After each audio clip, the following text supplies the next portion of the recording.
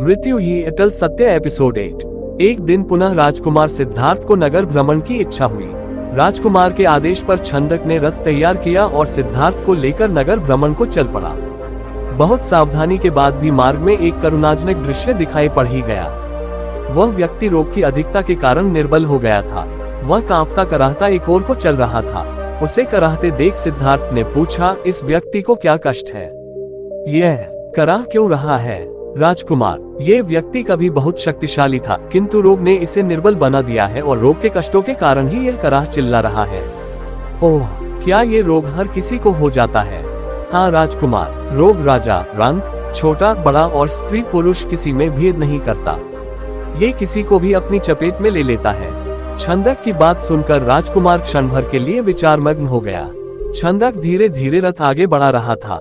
अभी उनकी दृष्टि से एक दृश्य हटा ही था कि एक और कारुणिक दृश्य उनके सामने आ गया। चार व्यक्ति एक शया को चारों कोनों से थामे बड़े चले जा रहे थे। उनके पीछे कुछ व्यक्ति रोते हुए और कुछ मौन चल रहे थे। उद्धरण चिन्ह। छंदक, यह क्या है? राजकुमार ने पूछा।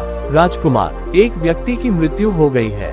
ये लोग शया पर डालकर उसका अंतिम संस्कार करने ले जा रहे हैं। जो व्यक्ति उसके पीछे रोते हुए चल रहे हैं वे मरने वाले के परिजन हैं। इस व्यक्ति की मृत्यु क्यों हो गई? छंदक, राजकुमार, मृत्यु तो अटल सत्य है। ये तो संसार के सभी प्राणियों को आनी है। तब क्या मैं, यशोधरा, महाराज आदि सभी मृत्यु को प्राप्त होंगे?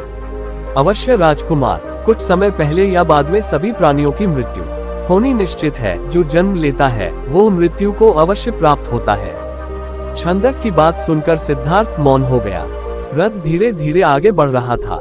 राजकुमार सिद्धार्थ की आंखों के सामने दृश्य लगातार बदलते जा रहे थे। सिद्धार्थ अभी विचारमग्न ही था कि आगे से भगवा वस्त्र धारण किए एक व्यक्ति आता हुआ दिखाई दिया। तप और साधना से उस व्यक्ति का मुखमंडल दमक रहा था। उसके होठों पर स्थायी मुस्कान विराजमान थी।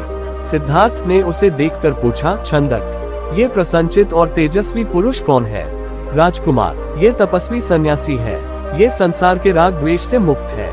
संसार में कुछ भी होता रहे ये सदैव निर्लिप्त रहता है। इसी कारण यह सदैव प्रसन्न रहता है। अब राजकुमार सिद्धार्थ ने मन ही मन विचार किया कि इस संसार के भोग विलास में कुछ नहीं रखा। अब मैं भी इस संसार में निर्लिप्त होकर सन्यासी ही बनूंगा। यह विचार कर उसे कुछ संतुष्टि मिली। आशा करता हूँ दोस्तों ये कहानी आपको पसंद आई होगी। तो ऐसे ही भगवान बुद्ध के जीवन की सभी घटनाओं को कहानी के माध्यम से सारे एपिसोड सुनने और देखने के लिए हमारे इस चैनल को लाइक, शेयर और सब्सक्राइब करें। धन्यवाद।